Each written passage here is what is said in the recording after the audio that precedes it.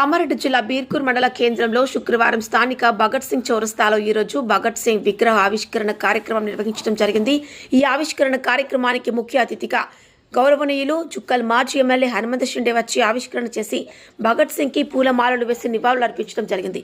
సందర్భంగా నిర్వహించిన విద్యార్థులు భగత్ సింగ్ బహిరంగ సభలో హనుమంత్ షిండే మాట్లాడుతూ విద్యార్థులు విద్యలో ముందుండాలి, భారతదేశ స్వాతంత్ర్యం కోసం ప్రాణాలను కూడా లెక్క చేయకుండా పోరాడి ఈ దేశం కోసం ప్రాణాలను అర్పించిన కామ్రేడ్ భగత్ సింగ్ని, ఆయన పోరాటాల స్ఫూర్తిని అందరూ ఆదర్శంగా తీసుకొని ముందుకు పోవాలని, భగత్ సింగ్ ఈ దేశం కోసం పోరాడి అతి చిన్న వయస్సులోనే బ్రిటిషర్లు విధించిన ఉరిశిక్షకు ఉరితాడుకు వేలాడి తన ప్రాణాలను అర్పించాడని తెలియచేయడం జరిగింది. విద్యార్థులు విద్యలో ముందుండాలని, విద్య వలనే మన భవిష్యత్తు మారుతుందని, ఇంకేవి మన తలరాతలను మార్చలేవని వివరించడం జరిగింది. కార్యక్రమంలో విశిష్ట అతిథులు ఎన్ బాలరాజ్, పీడీఎస్యు జిల్లా అధ్యక్షులు, ఏఐఎస్బి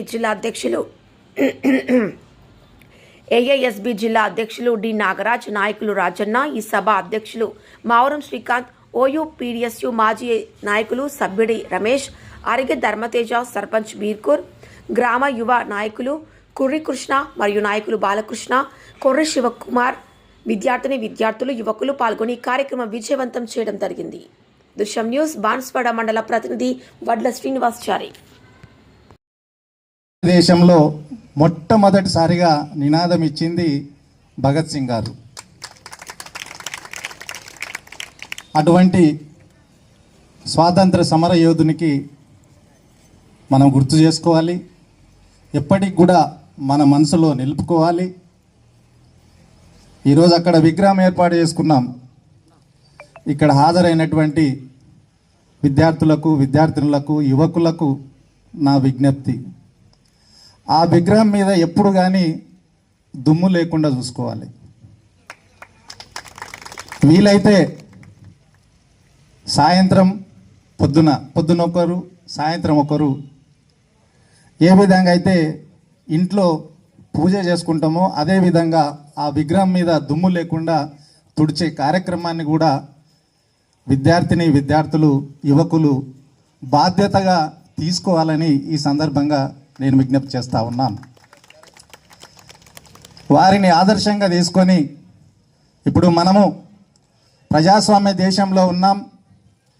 ప్రాణాలు అర్పించాల్సినటువంటి అవసరం లేదు, కానీ ప్రాణం పోతున్నటువంటి వ్యక్తిని కాపాడితే మనమే ప్రాణం అర్పించినట్టయితుంది.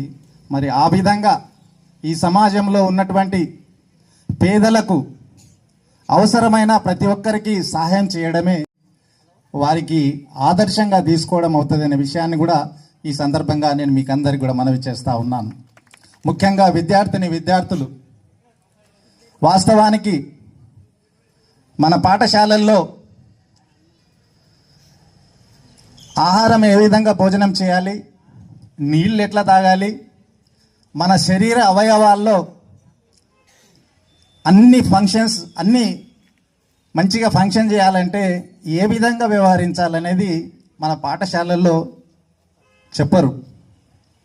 కానీ వాస్తవానికి సూర్యోదయం కంటే ముందే మనం లేవాలి. సూర్యోదయం కంటే ముందు అరగంట ముందు లేచి మన కాలకృత్యాలు తీర్చుకోవడం కానీ ఇవన్నీ చేస్తే చాలా మంచిది. అదేవిధంగా పొద్దున 10 లోపల సూర్యకిరణాలు మన శరీరం మీద పడాలి. అందుకని ఇవాళ రోజుల్లో టీవీలు వచ్చినాయి, సెల్ ఫోన్లు వచ్చినాయి. ఇక టీవీల్లో, సెల్ ఫోన్లలో 11, 12 వరకు చూసుకుంటాం, మనం నిద్రపోతలేము. అందుకే ఉదయం తొందరగా లేస్తలేము. మరి స్కూల్కు పోయే పిల్లలు లేస్తారు, కానీ మిగతా వాళ్ళు కొంత యువకుల్లో ఈ